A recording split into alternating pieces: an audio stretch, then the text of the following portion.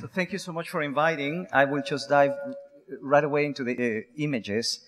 I should begin by saying that I come from the United States, where at this moment we are experiencing a huge and a very difficult situation. I mean, you can imagine at this moment an incredible backlash, a kind of conservative backlash that has really prompted a kind of atmosphere that is anti-immigration, anti-government, anti-taxes, anti-education, anti-infrastructure, anti-public, and definitely a condition that really somehow prompts some of us to begin questioning our very role as architects and designers within that geography of many conflicts. And I come from, in fact, one of the most contested territories within that environment, which is the border between Mexico and the United States, between Tijuana and San Diego particularly.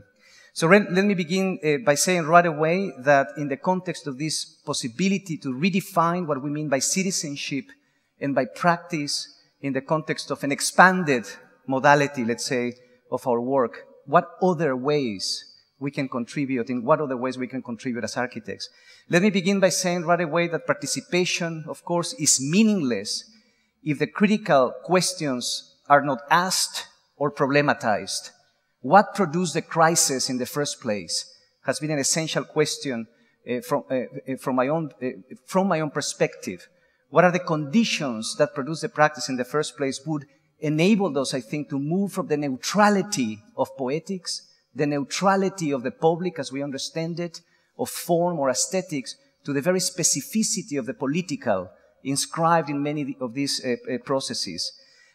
It's been said in the United States that the civil rights movement began in a bus when that woman sat where she did not belong. And even though at that point that bus was public, not very many people had access to it. So I'm thinking it's essential to move from the neutrality of the public to the specificity of rights in our very moment, I think, in this context.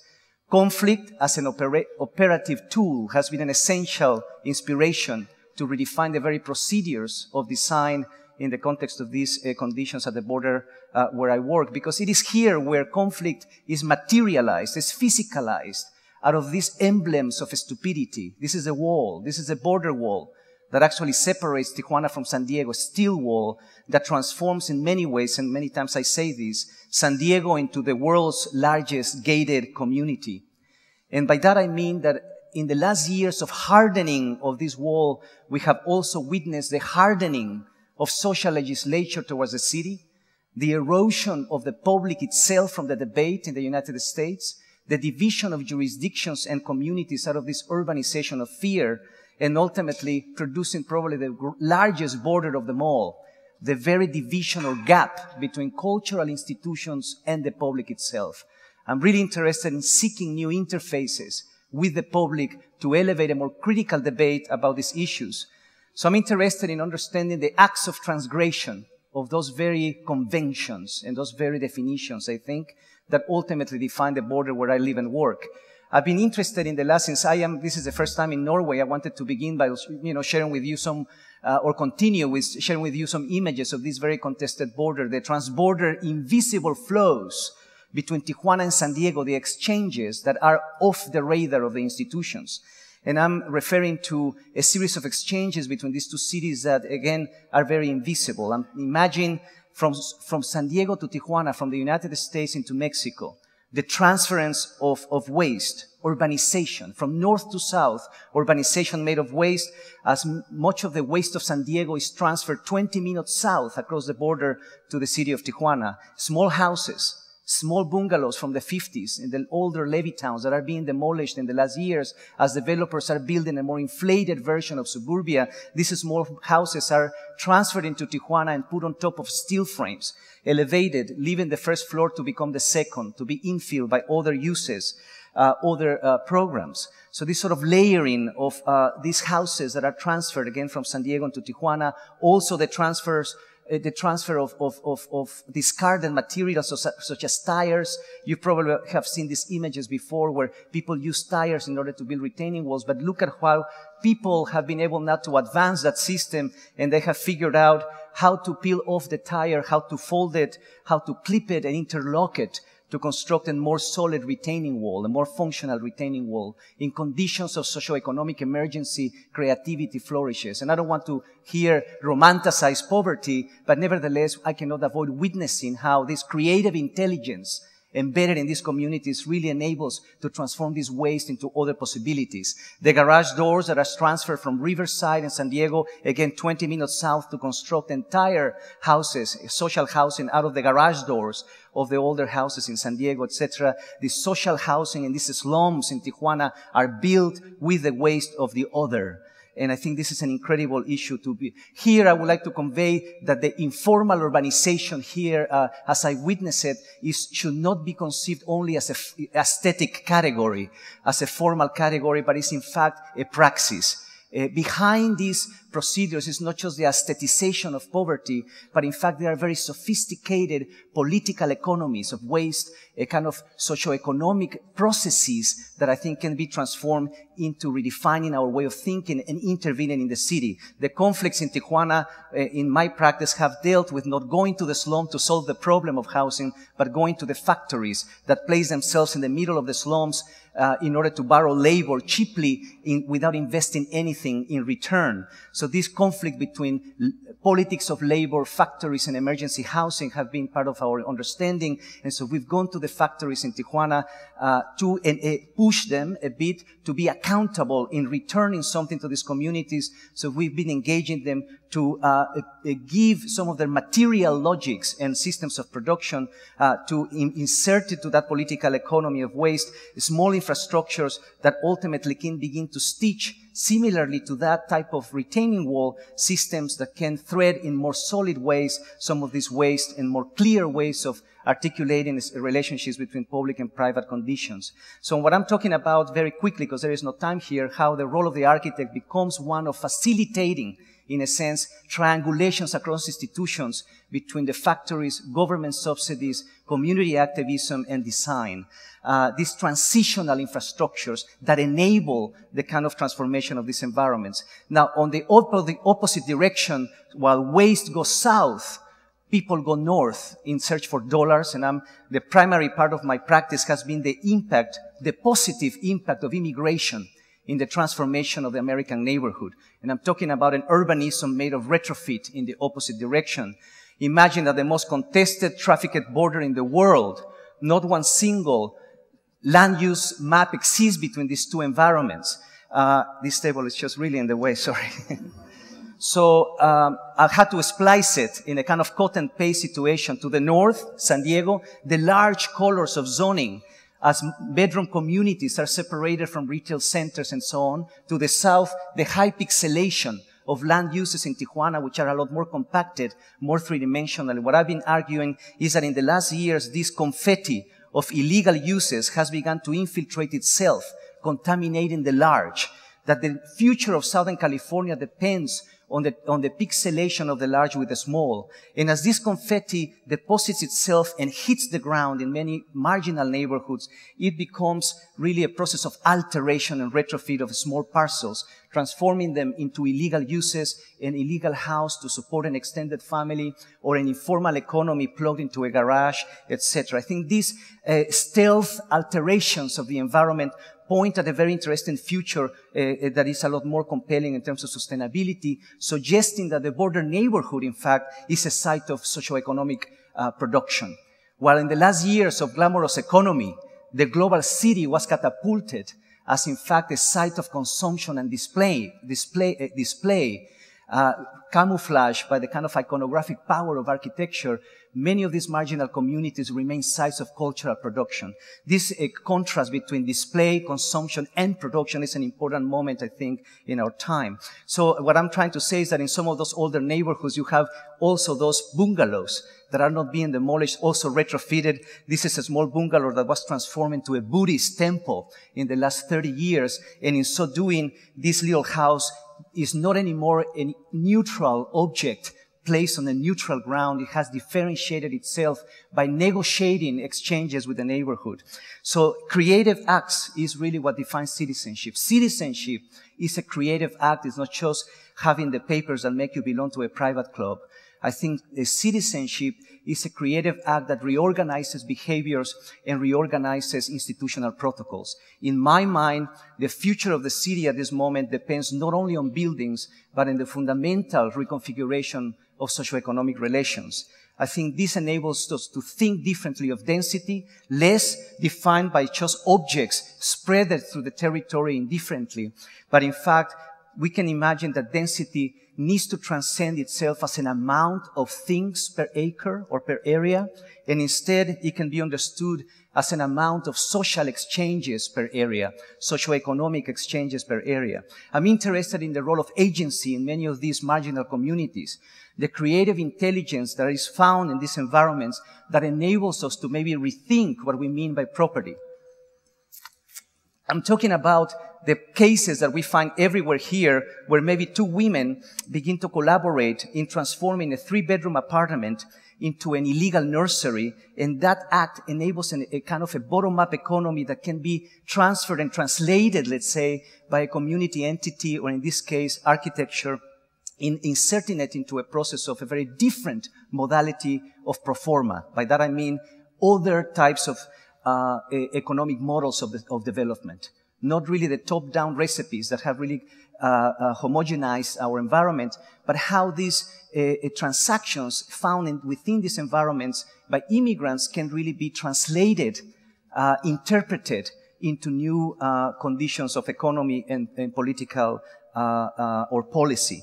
So I'm interested that architects, besides designing buildings, could also design political and economic processes from within these environments. The designing of new social contracts is also a kind of challenge in this case. So the neighborhood, the marginal immigrant neighborhood in my context, is conceived as a political unit. I'm interested in the designing of micro-policies and economies within these environments. So I'm working with non-profit organizations, such as the one found in San Isidro, California, which is this neighborhood next to the checkpoint. And in so doing, the possibility again, and this is one more, I guess, adjective to the one that Marcus suggested, that architects take a very different role in mediating and translating some of these invisible transactions. What is needed in these neighborhoods is the construction of political representation that can be translated into new economic models and policy. So the nonprofit organization grounded in this neighborhood becomes the mediating agency that begins to map the illegality, making visible these transactions again, so these begin to trickle up into the transformation of land use conditions. So the last 9 years, we've been fighting to transform zoning in this very specific environment. So the mapping of these alterations of retrofit by the nonprofit, the interchanges with the neighborhood, in other words, new forms of communication, urban pedagogy to elevate these different conceptions of density and identity, in fact, that has hijacked the debate as well. So how we can then interface with the public differently in the community, the very contingent relationship with the municipality and the rules to produce a new affordable housing overlay zone, how the nonprofit organization partners with these invisible entities or people to make them part, make them co-organizers and co-producers of the resources themselves. So what is important here is not the symbolic sort of meaning of community, but in fact its operative dimension, if I can call it that. In other words, what is inherently the praxis of community, and how can that be transferred into these new modes of partnership. So these residents are partnering with this non-profit organization to enable a small-scale development from within the neighborhood, and in so doing as well, transform existing mortgage packages, let's say, that benefit only large development, but how to fragment those into new types of smaller type of devices that can then begin to be spreaded in the neighborhood to enable some of those smaller alterations and so on. What I'm trying to talk about is the kind of reconfiguration. Basically, there is no time here to explain the logics behind these particular sort of transactions across political and economic modalities. Let me just say ultimately that it's about how can bundles of people do that a big-scale investment cannot at this moment. And I think this is really what has happened in some of these neighborhoods. So the rethinking, the very rethinking of the politics and economics of growth is at stake here, and I think as architects we have a lot to say because those are conditions of design. So the parcels themselves become micro socioeconomic systems that begin to really enable these invisible transactions into spatial configurations. This is a small parcel where we are developing this church that is this existing church that is retrofitted into an incubator of cultural programming and social programming by the nonprofit with artists and architects, small social rooms that have collective kitchens, electricity, that can frame some of the informal economies and social organizations, incentivize also the socioeconomic entrepreneurship that is very much alive in this environment, the housing that is inserted within these environments across a variety of economies of housing and also social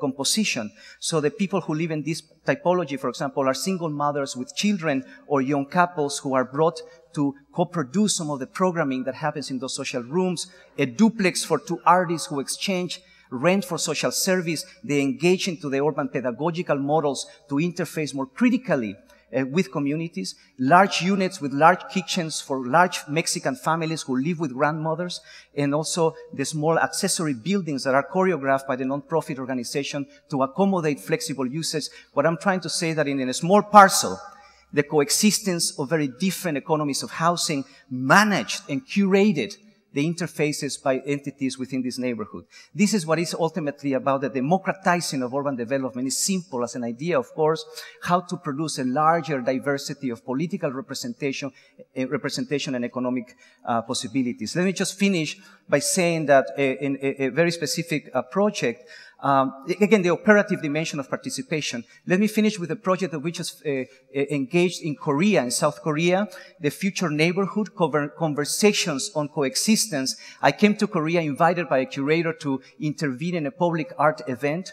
And as I was sitting in the room, I was looking back at a distance in the mountains, reminded me of California, small bungalows on the hill, this bucolic landscape.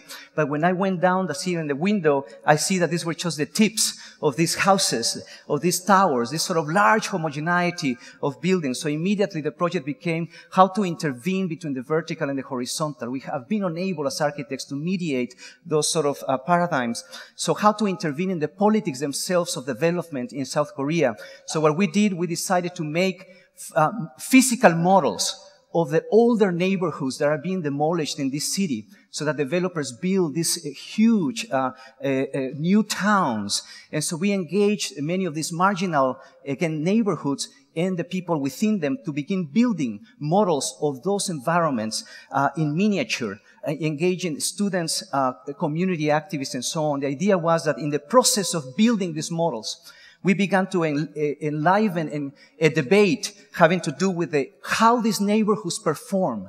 What are the conditions behind those spaces, the small economies that are ultimately eliminated from these environments? So it was important because even the activists working within them, they did not have the conceptual language to talk about how their neighborhoods ultimately operate. What I'm trying to say and to finish is that as we were building these models, we were taking these models across a variety of stakeholders that participate in the processes of urban development, the designers of the towers, the activists, the developers, the different sectors in the kind of debate. And it was an interesting lesson because not only the models became interlocutors, became evidence of what was going to be demolished, but also became the mediating artifacts to really intervene in the debate itself of the rise to the neighborhood.